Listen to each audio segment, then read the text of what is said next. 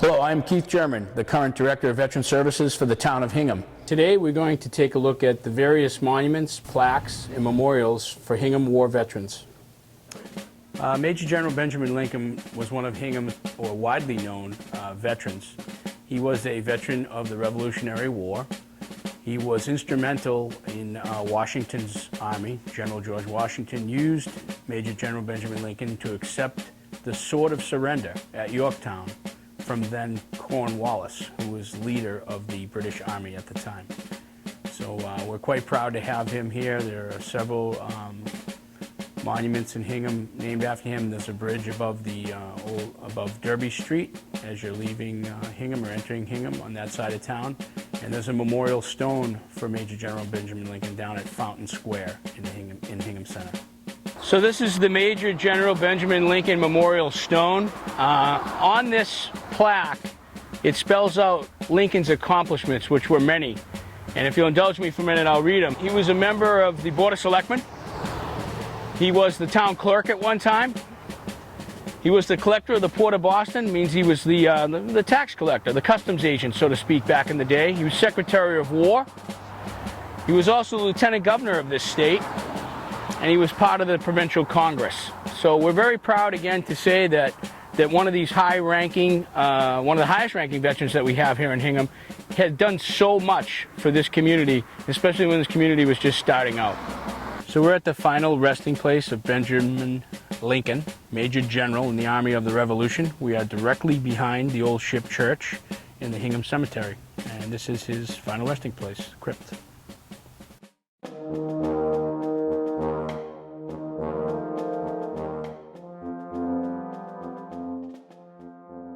This is a monument plaque that we have at Town Hall that commemorates the Medal of Honor recipient, the only one from Hingham, Seaman Herbert Lewis Foss, who was decorated during the Spanish-American War.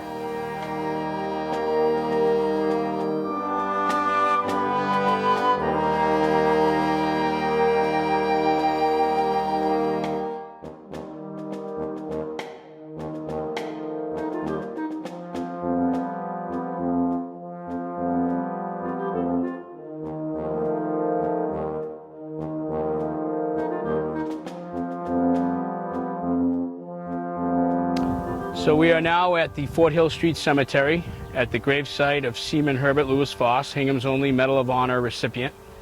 Again, he was awarded that, the nation's highest decoration in the Spanish-American War. We commemorate this with the placing of the wreath here at Memorial Day, and we also have a wreath-laying ceremony on his birthday, which is October 12th. Every year we commemorate that. We actually have members of his family, actual descendants, who now reside in the next town in Weymouth, come over for this, and it's a public event. So that's how we honor his service to our country.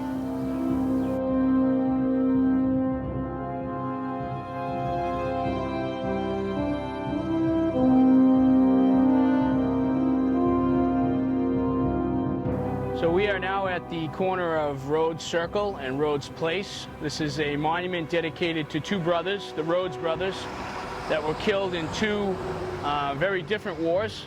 William Rhodes, who was killed in the line of duty in World War II, and his brother Victor, who later served in Korea and was lost in the line of duty.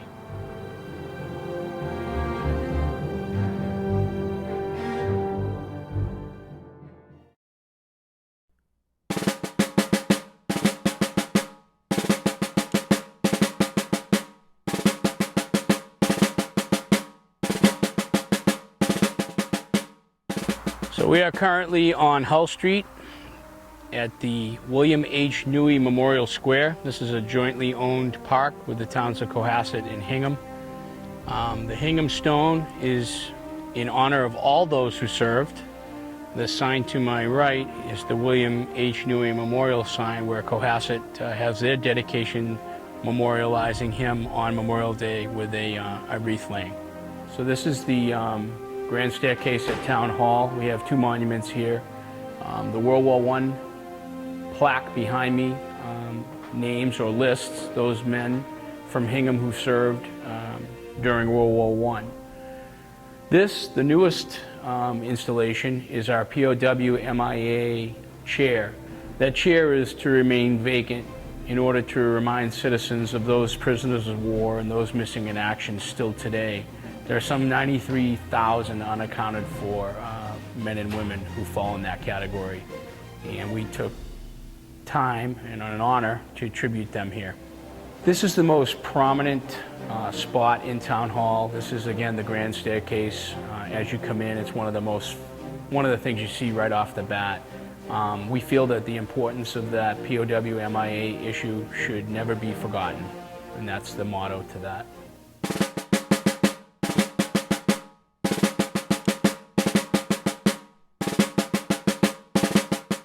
So this is Hingham's POWMIA Memorial. It was dedicated on Flag Day back in 1986. It's to serve as a remembrance of those prisoners of war and those missing in action that were held in Southeast Asia. The flag on the plaque here, it talks about who donated it, and there were some citizens that were involved in the town in donating this, and why we fly the flags here, and that these flags will fly 24 hours a day until full accountability is reached. So this is, again, a place to stop and reflect. It's a place to remember, so those people that are missing in action, those prisoners of war, are not forgotten. The third Friday of September is National POWMIA Awareness Day, and what we do here in Hingham to honor that memory is we meet here. Several organizations, VFW, Legion, and any other veterans that are in town are obviously welcome to do a standout here at dusk. We hold a candlelight vigil for an hour in their memory.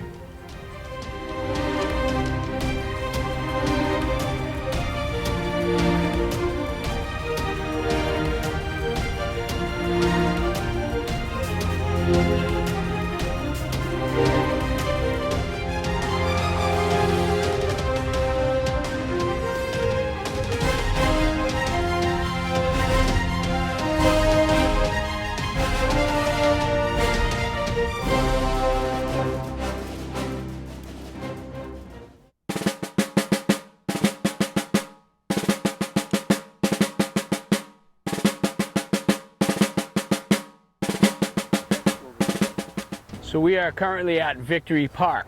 The Iron Horse is in the background, and we'll speak to that in a minute, but the most prevalent part is the stone up front, which was dedicated by the townspeople of Hingham back in 1929 to recognize those men and women of the armed forces who served the Providence colony and the Commonwealth.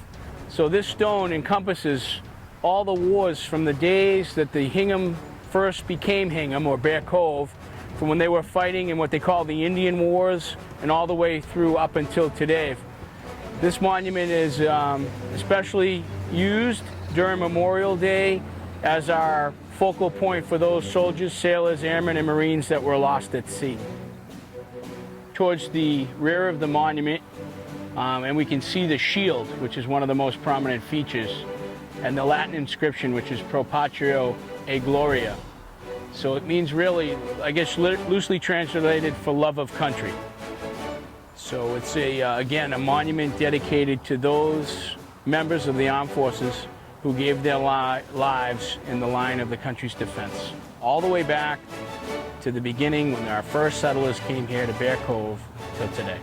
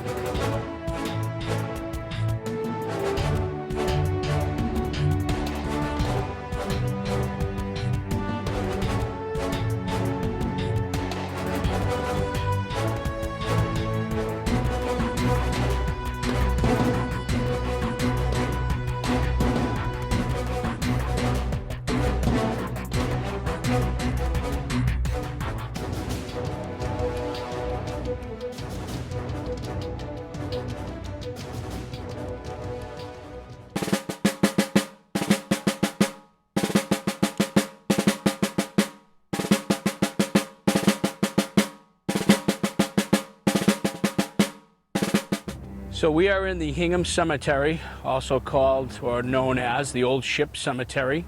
It's a private cemetery run by the Hingham Cemetery Corporation. Here behind me is the obelisk. It's about 30 feet high. It commemorates those soldiers and sailors who served during the Civil War, those men from Hingham who were involved in that war, quite a few of them actually, and the town saw it fitting to erect this obelisk. Also, currently today, veterans from the town are allowed to be buried up on this hillside with their comrades. There's men and women buried here, and we're very fortunate in Hingham to have a spot that's uniquely set aside for veterans.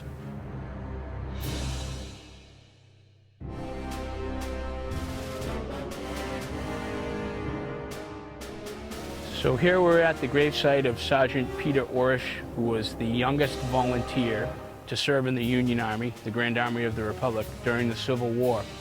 He was in quite an amount of battles, which are shown on the rear of this headstone. And the list is very long and very impressive for a man to have perished at the age of only 19.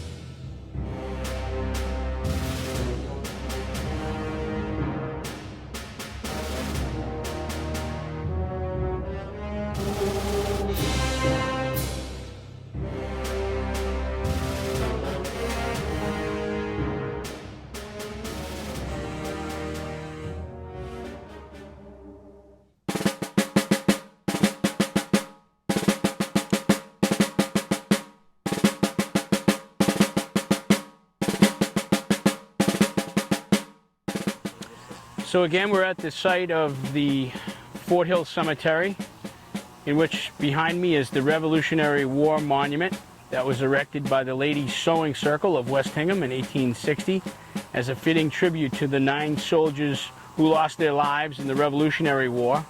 They actually walked to battle from Hingham to Boston.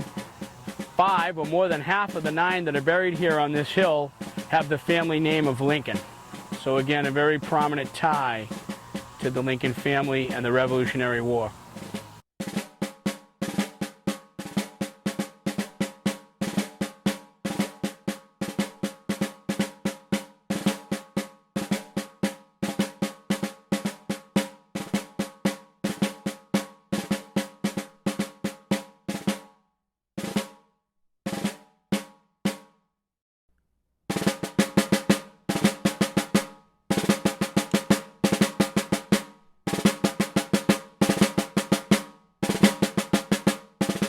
So we are at the site of the former Hingham Naval Ammunition Depot, which is now home to the Hingham Department of Public Works.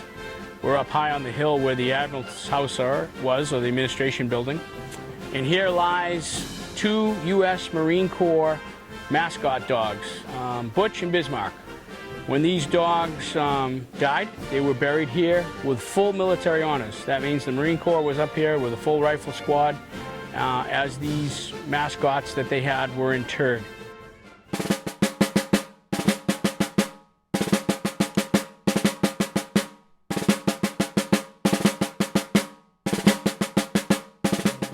So we are now in the Bear Cove Park, former site of the Naval Ammunition Depot. Here we're at the World War II memorial stone of the YF-415. The 415 was a U.S. Navy lighter. What that was a type of vessel that would take out to sea ordnance to the ships that were anchored out in Boston Harbor, or those ships that were just coming out of their dry dock. So the USS YF-415 was conducting a routine dump of obsolete ammunition in the trench about 14 miles off of Boston Harbor when a signal rocket accidentally caught fire. This in turn set off the 3-inch and 5-inch shells and other pyrotechnics, and a rapid series of detonations occurred. At no time did an abandoned ship or emergency signal sound. Men jumped overboard to save their lives. There was no time to don life preservers or survival gear. The water temperature at that time was about 50 degrees, and the 132-foot ship quickly slipped beneath the ocean waves. The weather ship, USS Zircon, was able to rescue 14 survivors, 4 crew members of whom later succumbed to their burns and injuries. The men, 17, were never found. 11 of these men, Afro-Americans of the Hingham Naval Ammunition Depot, a total of 17 men who died that day in a crew of 31. The wreck was first discovered by divers in 2002, and then in 2004, the late Senator Ted Kennedy paid tribute to the victims of the USS Y-15 on their 60th anniversary of the sinking at the dedication of the World War II Memorial in Washington, D.C. Today, the ship rests in a depth of 240 feet, where the bridge and other superstructure torn off by fishing nets over the years, and the bow firmly sit on the eternal patrol. Special thanks are owed to U.S. Navy veteran J.B. Mills, who donated this monument, photos, and his time during World War II, who was actually a member of that crew, who on that ill-fated day was asked to come ashore and to take control of a project that the Admiralty had here. He actually stepped off the vessel and later that day found out that 17 of his shipmates had died in an explosion.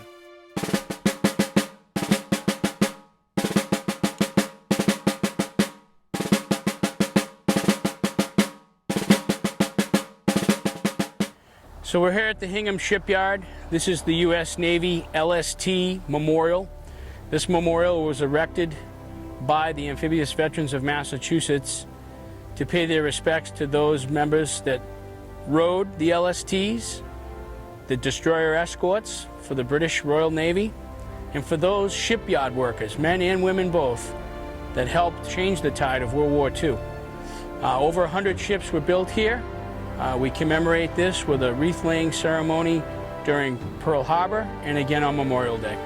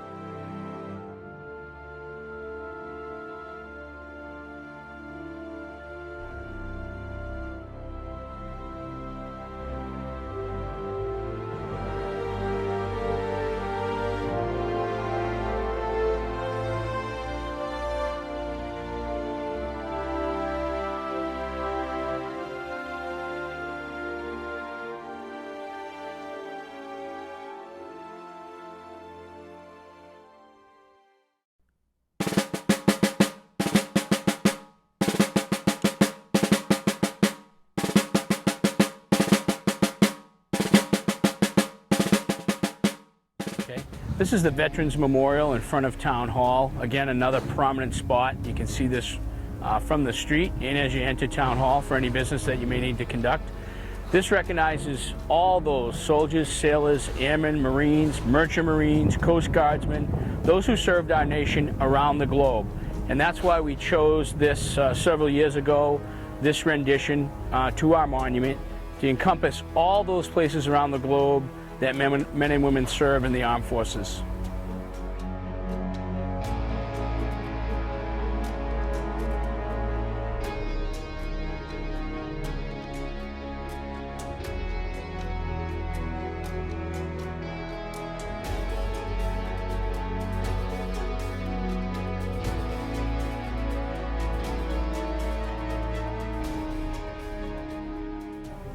Memorial Day is really about remembering those who have made our way of life possible, our fallen warriors who have given everything for their country.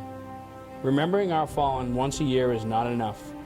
The widows, widowers, fathers, mothers, brothers, sisters, and children remember every day. There are many tangible things we can do to honor service of our fallen heroes. First and foremost is to take care of their families. In some cases, this means providing financial assistance to help their children obtain higher education. Helping them is accomplished through the work of service officers. We don't do this because of any requirements. We do it because we want to. It is simply the right thing to do, and our Commonwealth leads the nation in service to veterans, widows, and orphans. Scripture tells us that greater love hath no man than this, that a man lay down his life for his friends. With that, I hope you've enjoyed today's tour of the parks, memorials, and plaques, some of which may be very familiar to you, and others which may have not. Again, these are Hingham's way to honor those who have fallen, and I urge you to take advantage of this and view them when you can.